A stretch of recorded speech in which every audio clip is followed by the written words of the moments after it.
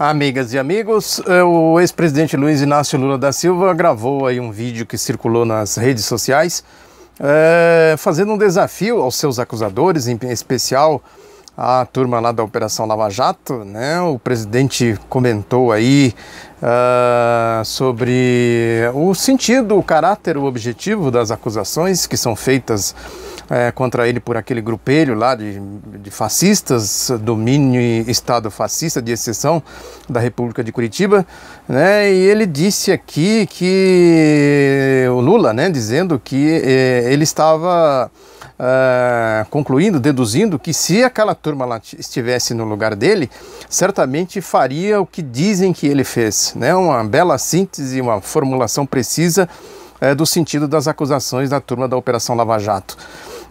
Aí ele diz também que é preciso investigar, né, e denunciar, se acharem alguma coisa, denunciar, né, e se não achar, né, ele diz aqui, né, parem e comecem a fazer coisas sérias, né, neste país.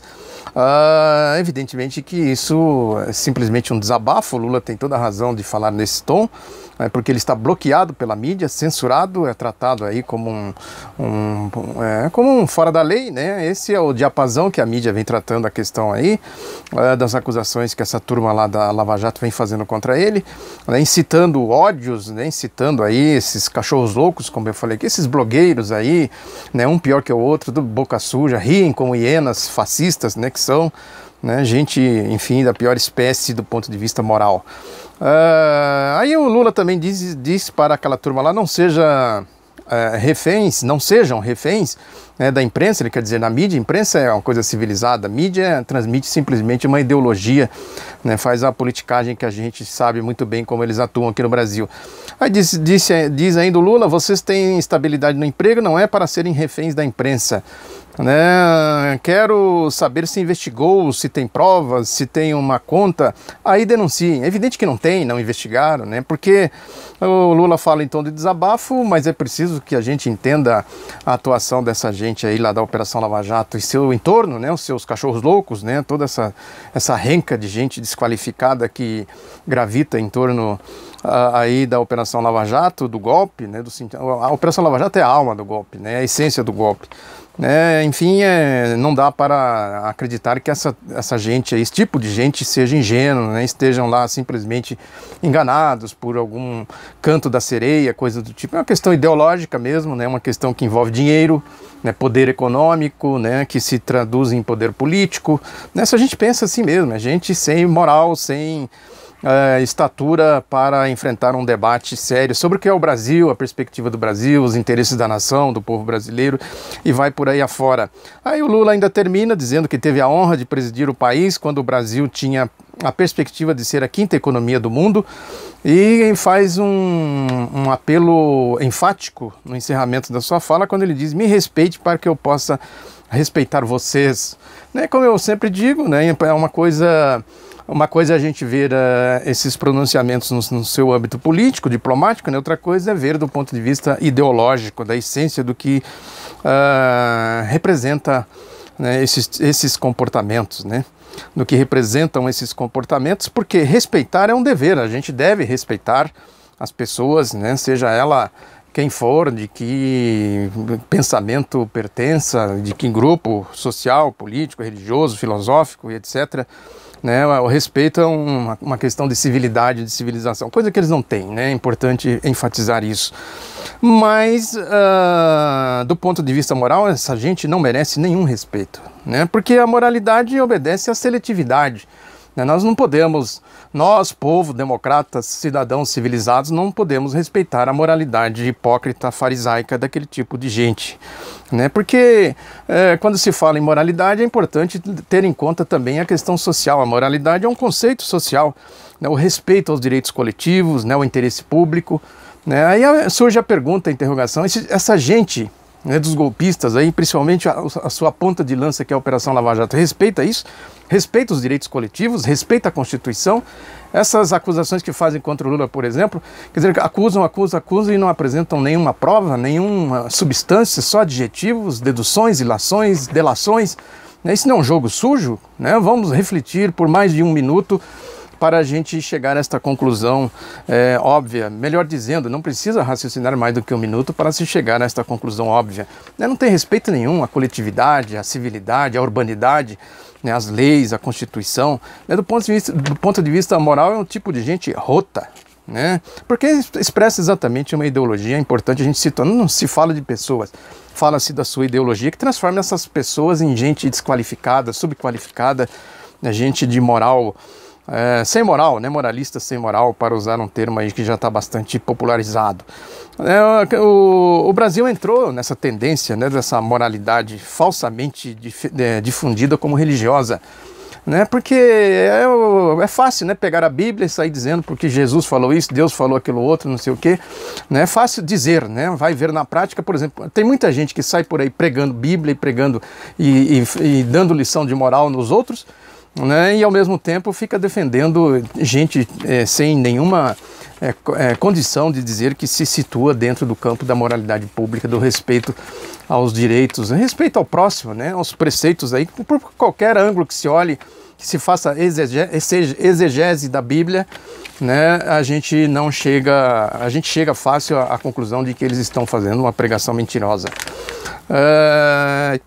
Enfim, na verdade, o que eles tentam fazer aí, isso tem como centro irradiador a turma da Operação Lava Jato, aqueles religiosos, aqueles moralistas sem moral, né, que fazem aí as suas pregações farisaicas, né, pregam a paz e incitam a guerra, né, como essa campanha antipetista que se difunde. A gente viu muito isso, está vendo, né?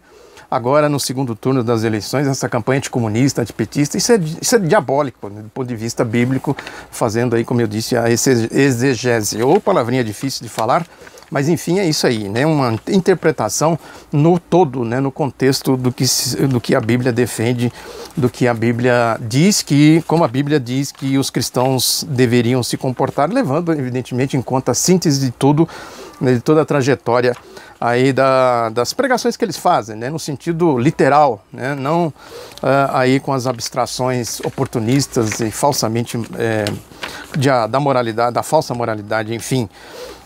A questão toda, trazendo para o campo da realidade, no mundo das coisas práticas e concretas, é como diz o cientista político e historiador Muniz Bandeira, né, que, falando do seu livro A Formação dos Estados na Bacia do Prata, um belo livro, né, recomendo a leitura, né, que ele fala que na geopolítica que tem os Estados Unidos como centro, né, o pior dos mundos é a unidade entre o Brasil e a Argentina, né, que impulsionaria, né, a América Latina, a América do Sul em particular, no rumo do progresso social e do desenvolvimento. Não é à toa que o Brasil e a Argentina viraram aí o centro do golpe, né, da direita, do projeto golpista, né, com todas as suas feições do projeto neoliberal, as características do projeto neoliberal. Aí tentaram de uma forma, porque eu sempre digo aqui que o golpe é assim, né, eles tentam de um jeito, tentam de outro, até que eles acertam a mão, né, e aí dão um golpe. Os golpes da década de 60, de 50, 60, 70 também foram assim. Né, tentaram primeiro lá na Guatemala, depois tentaram no Chile, né, e foram tentando até que descobriram uma forma de dar o golpe, que foi aqui o modelo brasileiro dos generais fascistas, né, os latrocidas do regime de 1964. Agora foi a mesma coisa, deram o golpe em Honduras, deram o golpe no Paraguai, tentaram o golpe na Bolívia, tentaram no Equador, né, aí acharam um jeito de dar o golpe no Brasil, né, porque aqui foi um grande achado para essa geopolítica, né, da direita, foi um grande achado, porque o Brasil é a casa de força, já falei aqui, da América Latina, um pivô importante no jogo aí da geopolítica, da energia, né, das relações políticas, da formação de polos, né, um mundo multipolar, né, que faria frente à unipolaridade aí das grandes potências da Europa e os Estados Unidos. Na Venezuela também a gente está, nesse momento, presenciando mais uma tentativa de golpe. A questão é que lá tem um processo mais maduro, né, mais enraizado, né, na Venezuela, e é também um exemplo que a direita não suporta. Ela vai fazer de tudo para erradicar, né, esse bastião, vamos dizer assim, da resistência democrática aqui na América Latina. É importante situar tudo isso, toda essa conjuntura, né, num revés que o processo dos golpistas sofreu quando o governo Lula livrou né, ajudou aí junto com o Chaves, né, o Kirchner, o Néstor Kirchner, né, e outros aí a livrar a América Latina da ALCA. Isso é importante a gente ter em conta, porque é do poder econômico, o interesse econômico, né, que vem aí todas as manobras políticas. Essa associação, economia e política, já dizia o Lenin, né, que a economia é a expressão concentrada. Aliás, a política é a expressão concentrada da economia, né? Ou seja, o que acontece na economia se reflete, evidentemente, nas questões políticas. E é importante a gente não desconsiderar o poder dos Estados Unidos nessa geopolítica toda, aí, desses interesses econômicos que se traduzem em comportamentos políticos desse porte que a gente está vendo aqui no Brasil, na Argentina, na Venezuela, e vai por aí afora. Né, os Estados Unidos, por exemplo, tem pelo menos 4 agências, né, cuja função é abrir portas para o seu comércio, né, fornecer informações políticas, né, desentortar pepinos mundo afora. E nesse mundo da geopolítica do petróleo, que vai ganhando cada vez mais importância para esses interesses,